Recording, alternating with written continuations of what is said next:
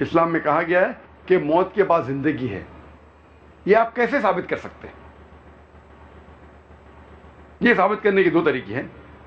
ایک طریقہ ہے کہ آج سائنس اور ٹیکنالوجی بڑھنے کے بعد ہمیں پتہ چلتا ہے کہ قرآن مجید میں 6000 سے زیادہ آیتیں ہیں اور ان میں سے 1000 سے زیادہ سائنس کے بارے میں علم دیتی ہمیں.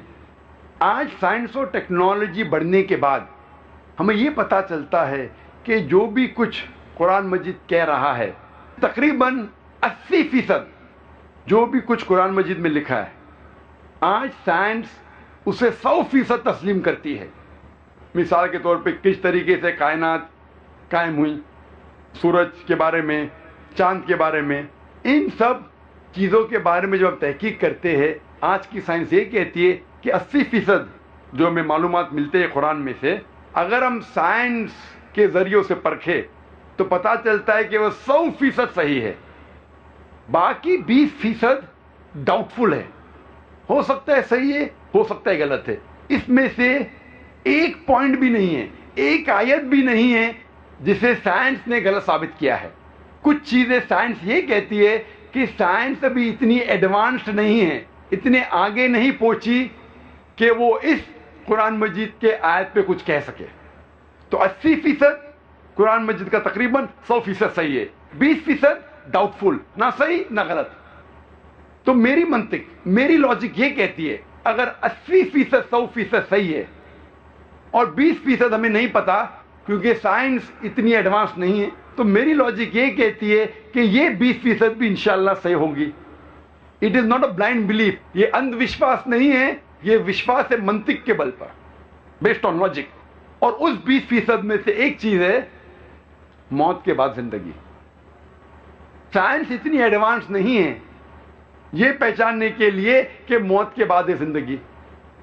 دوسرا طریقہ لوگ کو بتانے کے لیے کہ موت کے بعد زندگی ہے وہ یہ ہے، سپوز مثال کے طور پہ اگر میں مثال کے طور پہ یہ ثابت کرنے کے لیے موت کے بعد زندگی کو ثابت کرنے کے لیے اونلی ہائپوتھیٹیکل، مثال کے طور پہ میں ایک ناستک ہوں اور میں ایک اسمگلر ہوں، دنیا میں سب سے بڑا اسمگلر، سب سے طاقتور اسمگلر، سب سے طاقتور چور. لیکن میں لاجیکل ہوں، میں سائنٹیفک ہوں، میں جو کچھ کرتا ہوں سائنس کے بنیاد پر کرتا ہوں اور منطق کے بنیاد پر کرتا ہوں. اور میں آپ سے پوچھنا چاہتا ہوں، آپ لوگوں سے جو یہاں ہیں، ایک آسان سوال، چوری کرنا بری بات ہے کہ اچھی بات ہے؟ بری بات ہے. ماشاءاللہ یہاں بڑے مجمع میں ماشاءاللہ 1 لاکھ سے زیادہ لوگ ہیں. یہاں کوئی بھی کہتا ہے کہ چوری کرنا اچھی بات ہے؟ ہاتھ اوپر کیجئے. کوئی بھی کہتا ہے کہ چوری کرنا اچھی بات ہے؟ نہیں ہے، ایک بھی شخص نہیں کہہ رہا ہے. یہاں ایک بھی شخص نہیں کہہ رہا ہے کہ چوری کرنا اچھی بات ہے. سب لوگ مانتے ہیں کہ چوری کرنا بری بات ہے. ماشاءاللہ. ابھی مثال کے طور پہ جیسا میں کہہ رہا تھا کہ میں ایک ناستک ہوں، مثال کے طور پہ الحمدللہ مانتا ہوں اللہ میں، لیکن مثال کے طور پہ اگر میں ناستک ہوں اور میں سب سے بڑا ڈاکو ہوں دنیا میں، سب سے طاقتور چور ہوں، سب سے بڑا اسمگلر ہوں، لیکن میں سائنس اور ٹیکنالوجی میں مانتا ہوں، میں منطق میں مانتا ہوں، میں لاجک میں مانتا ہوں. اتنا بڑا مجمع ہے ماشاءاللہ، 1 لاکھ سے زیادہ لوگ لگتے ہیں اس مجمع میں. میں پوچھنا چاہتا ہوں آپ صرف مجھے ایک وجہ بتاؤ، 2 نہیں، 3 نہیں، 4 نہیں، ایک وجہ بتاؤ کہ چوری کرنا میرے لیے برا کیوں ہے، اور میں چوری کرنا چھوڑ دوں گا. میں سب سے بڑا چور ہوں، سب سے طاقتور اسمگلر ہوں، سب سے پاورفل ہوں اور میں لاجیکل ہوں. ایک وجہ صرف بتاؤ، 1 2 3 نے، منطق کے ذریعے، سائنس کے ذریعے. میں اندھ وشواس میں نہیں مانتا، سنی سنائی بات میں نہیں مانتا ہوں. منطق کے ذریعے، سائنس کے ذریعے، لاجک کے ذریعے ایک وجہ صرف مجھے بتاؤ کہ چوری کرنا بری بات ہے اور میں چوری کرنا چھوڑ دوں گا. آپ میں سے کوئی اتنے لوگ، سب لوگ کہہ رہے تھے بری بات ہے بری بات ہے. مجھے ایک وجہ بتاؤ کہ میرے لیے بری کیوں ہے اور میں چوری کرنا چھوڑ دوں گا. کیا पुलिस पकड़ लेंगी। भाई साहब बोलते हैं पुलिस पकड़ लेंगी। भाई साहब मैं सबसे ताकतवर चोर हूं, पुलिस मेरे खीसे में, मिनिस्टर मेरे खीसे में, दे ऑन माई पेरोल, मैं उनको हफ्ता देता हूं, कोई पुलिस मुझे नहीं पकड़ेंगी। आम चोर होगा तो पुलिस पकड़ेंगी, मैं बहुत ताकतवर चोर हूं, पुलिस मेरे खीसे में, मिनिस्टर मेरे खीसे में। आप एक वजह बताओ कि क्यों चोरी करना बुरी बात है और मैं छोड़ दूंगा।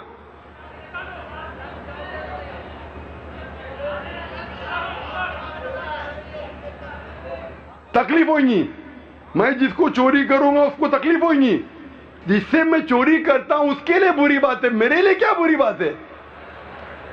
मैं आपसे कह रहा हूं कि मेरे लिए बुरी क्यों है वो कहिए। जिससे मैं चोरी करता हूं चाहे लाख रुपया हो, उसके लिए बुरा है, मेरे लिए तो अच्छा है ना। मैं नई गाड़ी खरीद सकता हूं, अच्छी घड़ी खरीद सकता हूं, अच्छा बंगला खरीद सकता हूं, दुनिया में घूम सकता हूं। अगर मैं चोरी करता हूं 2 लाख 5 लाख 10 लाख तो मेरे लिए तो अच्छी बात है ना। मैं ये कहना चाहता हूं, आप बताइए मुझे मेरे लिए क्यों बुरी है और मैं चोरी करना छोड़ दूंगा।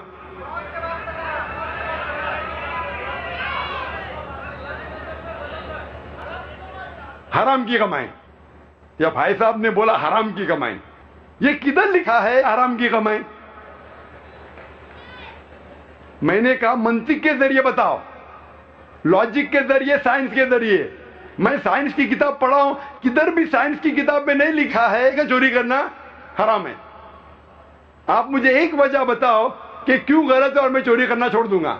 एक वजह, 2 नहीं 3 नहीं, मंतिक से या साइंस के जरिए एक वजह बताओ क्यों गलत है और मैं छोड़ दूंगा।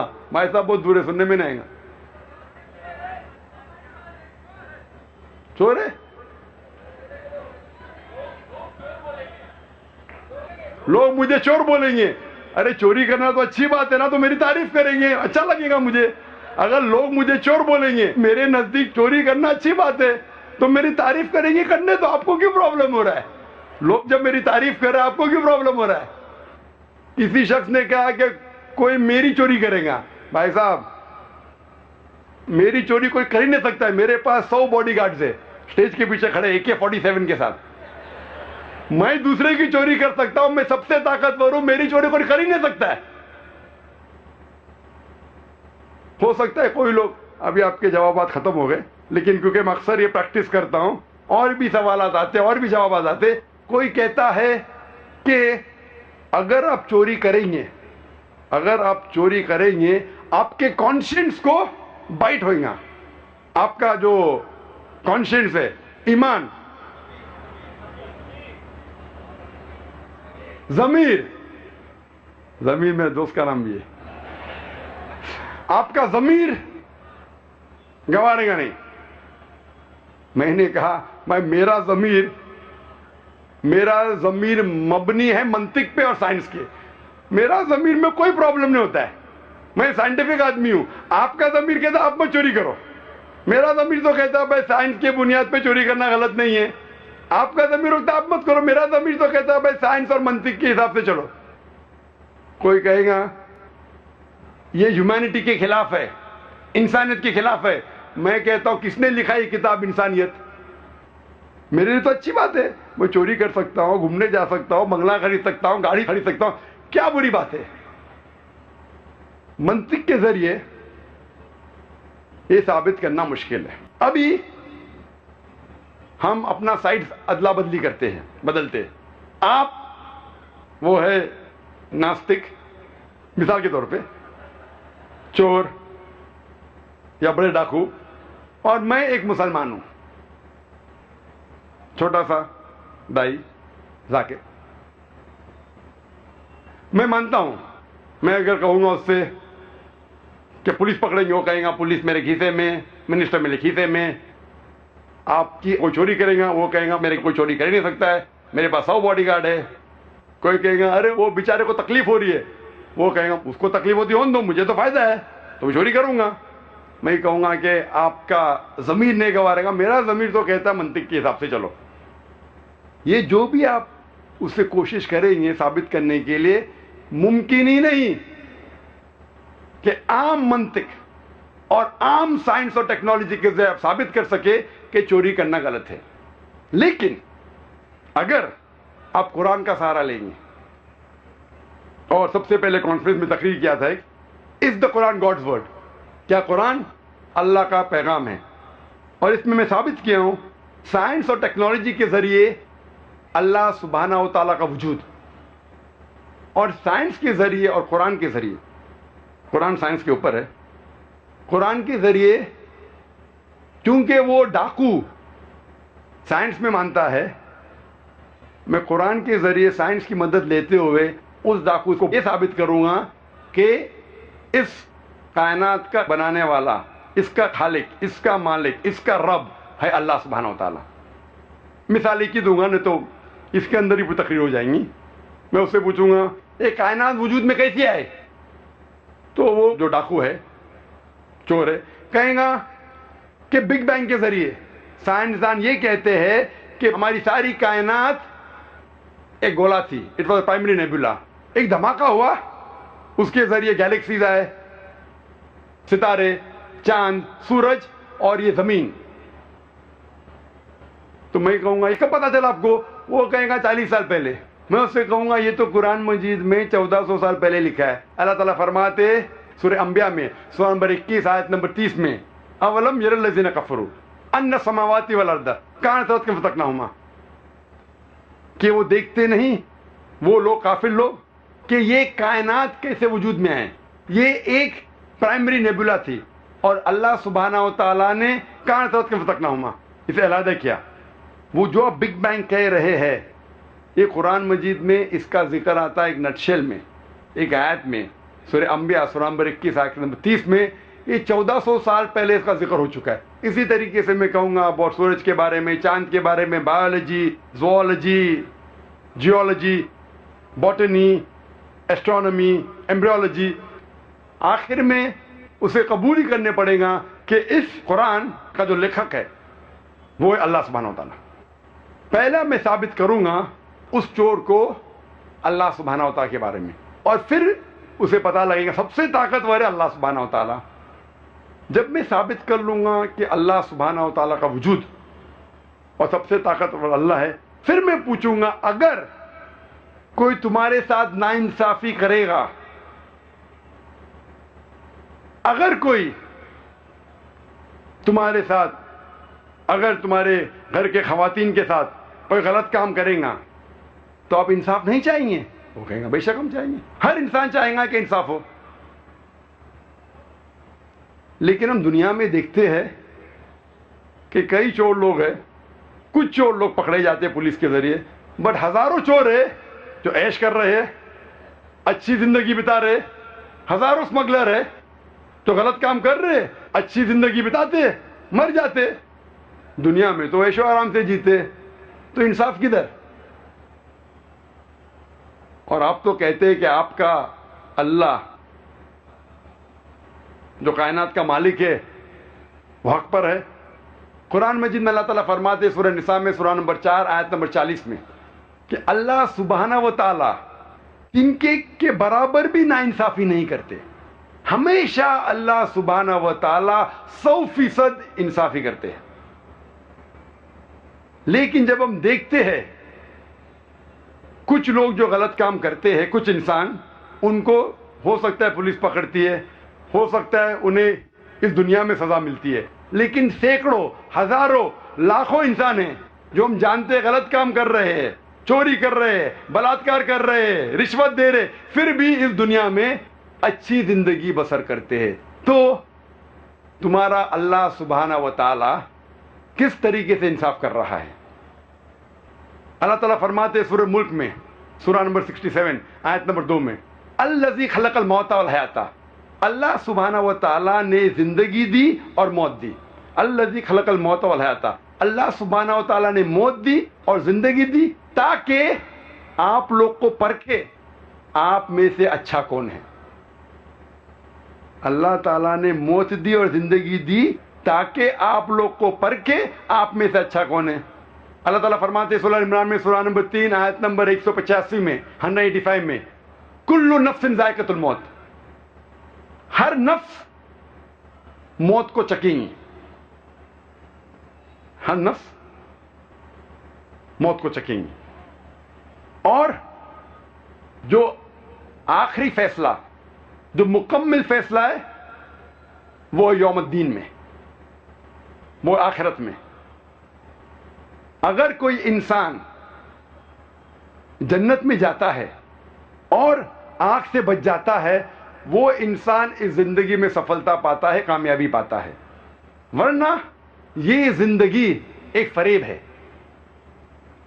اللہ تعالیٰ فرماتے ہیں اس آیت میں، سورہ عمران سورہ 3 آیت نمبر 185 میں، کہ جو پورا حساب کتاب کب ہوگا؟ قیامت کے دن پہ، قیامت کے بعد، آخرت میں. وہ مالک یوم الدین ہے. اس کا مطلب ہو سکتا ہے کچھ سزا یا کچھ ریوارڈ، کچھ اجر آپ کو دنیا میں مل سکتا ہے، کچھ ملیں گا آخرت میں. دونوں کو جوڑ کے جو مکمل فیصلہ ہے، آخری فیصلہ ہے، وہ ملیں گا آپ کو آخرت میں. تو ہو سکتا ہے کہ ہزاروں لوگ، لاکھوں لوگ ہیں جو غلط کام کر رہے اور اس زندگی میں وہ عیش و آرام سے جیتے ہیں. تو ہمیں لگتا ہے کہ وہ تو اس زندگی میں سفلتا پا لیا، کامیابی پا لیا. لیکن یہ زندگی آخرت کے زندگی کے حساب سے بہت کم ہے. ایک انسان عام طور پہ کتنے سال جیتا ہے؟ 50 سال، 60 سال. کوئی مرتا ہے 20 سال کی عمر پہ، کوئی 50، کوئی 90، کوئی 100. عام طور پہ 50 سے 60 سال ایوریج ہے. لیکن آخرت کی زندگی ہمیشہ کے لیے. تو آخرت کے مقابلے میں یہ دنیاوی زندگی 0.00001% بھی نہیں ہے. تو اگر آپ یہاں بچ جاتے ہیں، آخرت میں تو ہوگا فیصلہ.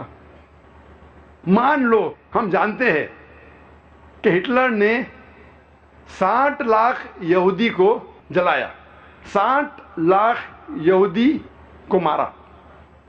He incinerated 6 million Jews. میں کہنا چاہتا ہوں، اگر آج کی پولیس ہٹلر کو پکڑتی ہے، آج کا جج، آج کی پولیس ہٹلر کو کیا سزا دے سکتی ہے؟ جو انسان نے 60 لاکھ انسانوں کی ہتیا کی، انہیں جلایا، آج آپ اسے پکڑیں گے تو کیا سزا دے سکتے؟ میکسیمم، سب سے زیادہ آپ ہٹلر کو جلائیں گے. اس کا مطلب ایک موت کا بدلہ، باقی 59,99,999 لوگ کا کیا؟ یہ تو انصاف نہیں ہوا. لیکن اللہ سبحانہ و تعالیٰ فرماتے قرآن مجید میں، سورہ نساء میں، سورہ نمبر 4 آیت نمبر 56 میں، آیت نمبر 56 میں، جو لوگ اللہ کی نشانیوں کو جھٹلاتے ہیں، اللہ سبحانہ و تعالیٰ آخرت میں انہیں آگ میں ڈالیں گے، اور جتنی بار ان کی چمڑیاں جلیں گی اتنی بار اللہ سبحانہ و تعالیٰ انہیں نئی چمڑی دے گا تاکہ وہ درد کا احساس کر سکے. اللہ تعالیٰ فرماتے ہیں کہ جو اللہ کی نشانیوں کو جھٹلاتا ہے، اللہ تعالیٰ انہیں آخرت میں آگ میں ڈالیں گے، اور جتنے بار ان کی چمڑیاں جلیں گی اتنے بار نئی چمڑی دیں گے تاکہ وہ درد کا احساس کر سکے. آج سائنس یہ کہتی ہے کہ درد کا احساس برین کے علاوہ دیر آر پین ریسیپٹر چمڑی میں ہے. جب پین ریسیپٹر جل جاتے تو درد کا احساس ہوتا ہی نہیں. اور جب کوئی انسان آتا ہے برن انجری سے، ہم ڈاکٹر لوگ پن لیتے اور ٹیسٹ کرتے، اگر اس انسان کو درد ہوا ہم خوش ہے، اٹ از سپرفیشل برن، اوپر سے جل گیا. اگر اسے درد کا احساس نہیں ہوتا ہے ہمیں دکھ ہوتا ہے، it is a deep burn, اس کے پین ریسیپٹر جل چکے. اللہ تعالیٰ فرماتے ہیں ہم انہیں آگ میں ڈالیں گے، جتنی بار ان کی چمڑی جلیں گی نئی چمڑی دیں گے تاکہ وہ درد کا احساس کر سکے. اللہ تعالیٰ اگر چاہے 60 لاکھ بار ہٹلر کو جلا سکتا ہے، چاہے تو 60 لاکھ بار نے 6 کروڑ ٹائم جلا سکتا ہے. اس دنیا میں ہم انہیں سزا دے ہی نہیں سکتے. اسی لیے اگر کسی شخص کو یہ ثابت کرنا ہے، یہ بتانا ہے کہ چوری کرنا غلط ہے، بلاತ್کار کرنا غلط ہے، اسے خدا میں پہلے ماننا چاہیے. لیکن صرف خدا میں ماننا کافی نہیں ہے، خدا کے ساتھ ساتھ آخرت میں ماننا ضروری ہے. کیونکہ اگر آخرت نہیں تو پھر جسٹس کہاں ملیں گی؟ خدا میں ماننے کے علاوہ آخرت کی زندگی میں ماننا فرض ہے. کیونکہ صرف آخرت کی زندگی کے ذریعے میں آپ کو بتا سکوں گا کہ چوری کرنا غلط ہے، ڈاکہ ڈالنا غلط ہے، زنا کرنا غلط ہے، بلاತ್ಕಾರ کرنا غلط ہے، کیونکہ اگر آپ یہاں چھوٹ جائیں گے اس موت کے بعد کی زندگی میں آپ نہیں چھوٹیں گے۔ اسی لیے اگر ہم سب جانتے ہیں کہ چوری کرنا غلط ہے، بلاತ್ಕಾರ کرنا غلط ہے، یہ صرف آخرت کی زندگی، موت کے بعد کی زندگی میں اگر یقین ہے پھر ہی آپ ثابت کر سکیں گے کہ چوری کرنا غلط ہے، ورنہ ممکن ہی نہیں ہے۔